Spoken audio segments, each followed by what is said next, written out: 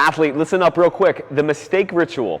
This is what we're talking about right now. If you're somebody who has been dealing with mistakes, you make errors in games, and it takes you a while to come back from them.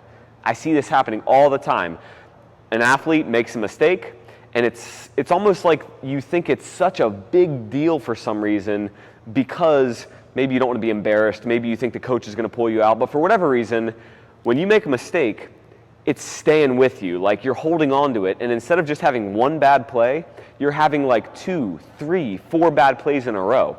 Or maybe you're letting one mistake, like a strikeout looking, or like an airballed free throw, or a really bad turnover in a game, you're letting that one thing stay with you the whole game, and so you're being negatively affected by one play for an entire game, or an entire 2-game series.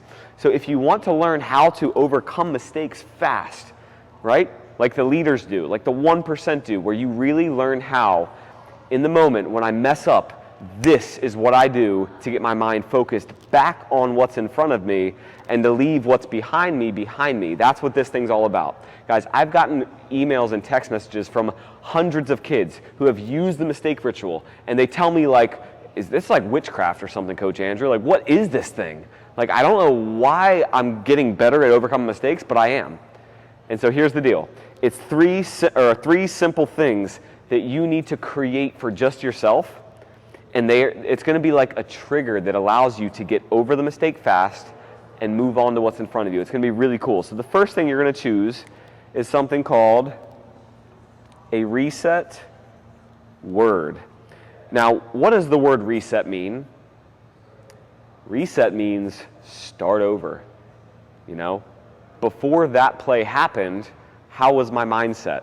Was I confident and positive, and then one mistake later, I'm negative again? Well, you need a reset. You need to go back to the beginning. So you got to pick a word. Guys, there's so many different words you could pick for yourself. Mine is dominate. Some athletes like the word onward, or overcome, or next play, right? Like I said, mine is dominate.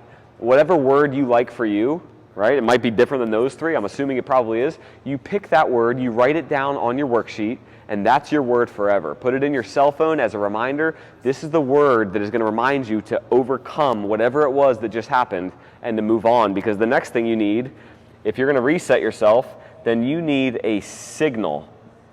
You need a signal that points straight ahead. That's what the hand signal does. It points you straight ahead so that you don't stay in the past, what happened. You got to be able to get past that. So what's the signal? Well, mine is this. I just put 2 fingers to my thumb right down by my side. Yours could be crossed fingers. You could make a little thumbs up. You could rub your shoulder. You could make your hair look nice. I got Brian to laugh. You could pat your leg. You could rub your arm. You could snap your fingers. You could point up. Whatever you want to do, pick yours now. Before moving on, pick yours now and write it down on your worksheet, because the very last thing, and you don't even have to think about this one, this is the most important thing as an athlete you can do for yourself. In a game, how often do you take a deep breath? After every mistake, and not just mistakes, guys, but anytime you have fear setting in, if you're a gymnast, if you're a swimmer, if you're someone who's like in the spotlight, and you've got these fears bubbling up inside, like, oh my gosh, I'm nervous, I'm scared, I'm scared, I'm scared. If you have any doubts, like you're like, oh, that person's really big, that person's way faster than me, last time I played them, they beat me. If you're having those types of doubts, or just distractions, maybe you got a boy or a girl in the stand that you like, maybe your mom or dad are like yelling from the bleachers and they distract you for a minute, this is when you use the mistake ritual. And at the end of the mistake ritual is the deep breath, and that is when it brings it all together.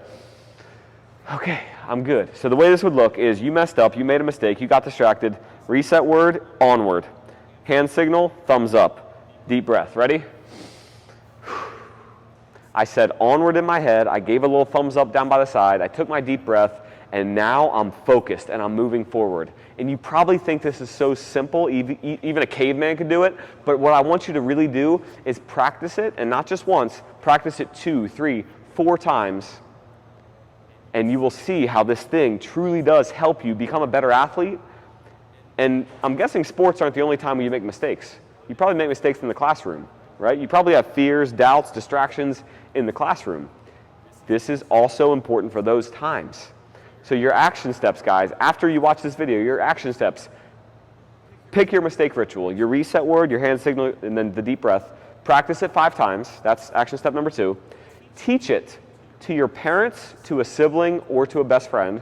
And the more people you teach it to, the more it's going to stick. And then go out and do it. Do it in the game and let me know how it works. This works if you work it. Thanks for watching, athlete. Go out and practice.